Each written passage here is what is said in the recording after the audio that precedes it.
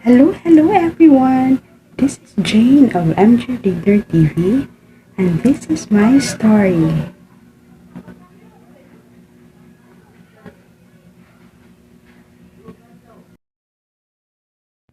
Hello everyone. Magluluto po tayo ngayon ng corn dog. Simpleng recipe lang po ito. Yung hotdog natin is pre-cook na po.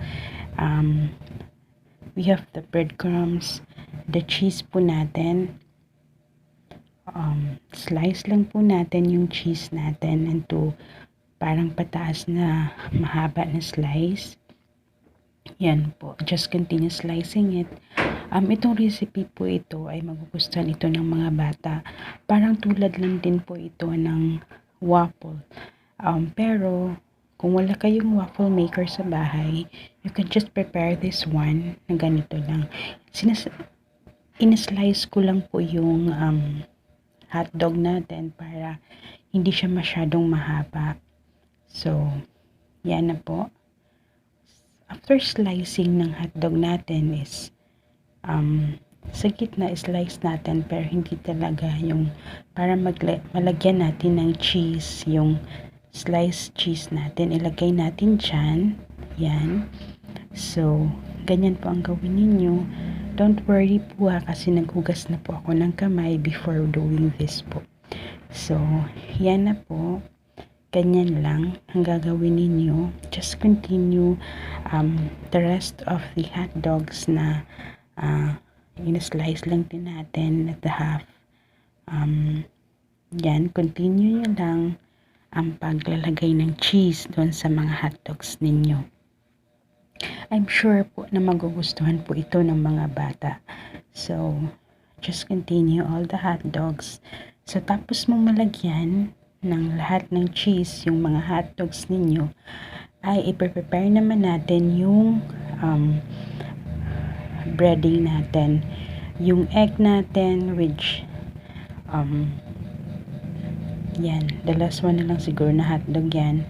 And then, dito last one hot dogs na nilagyan ng cheese. So, let's prepare our eggs na lagyan natin ng flour.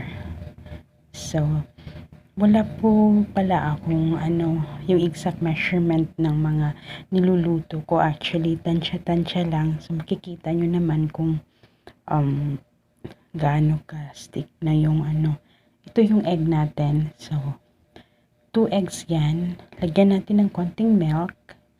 Yan.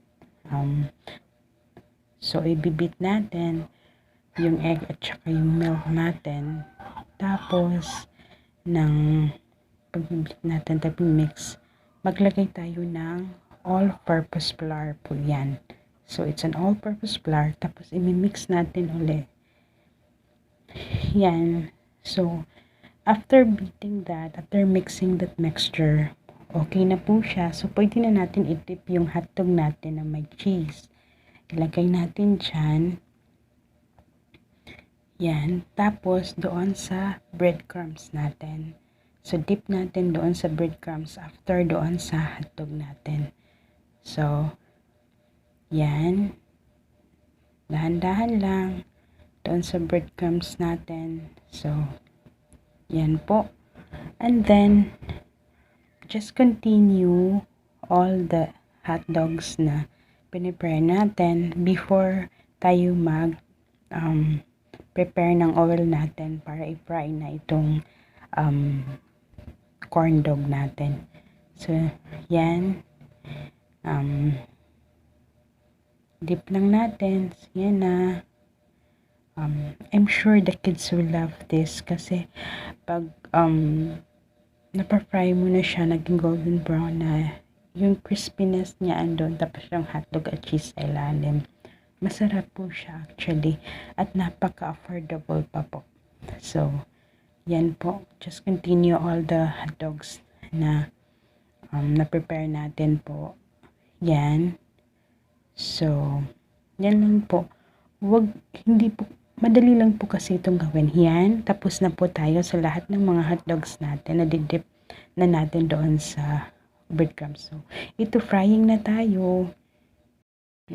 Ito na po yung corn dog natin. Golden brown na siya.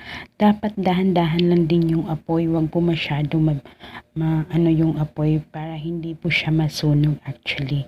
So, yan na po. So, tingnan nyo po. Ang dali lang pong gawin, di ba? So, why should try this? Preparing this one for your family po. At magugustuhan po nila ito. So, yan na po. Luto na ang ating corn hotdog. So, hanguin lang natin doon sa pan natin.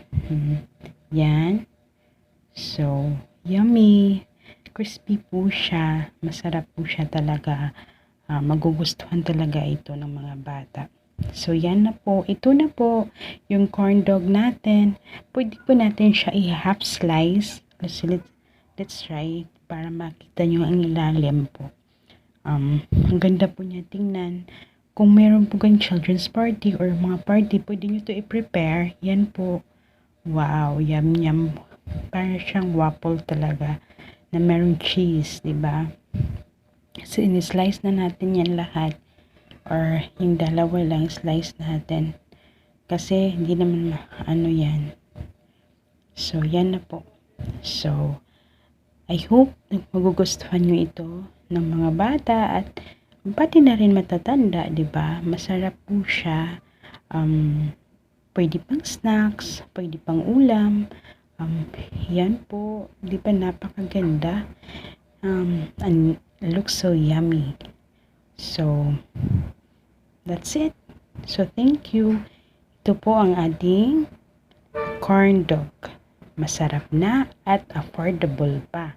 So, try this guys. Prepare nyo ito sa mga family nyo at salamat po sa lahat.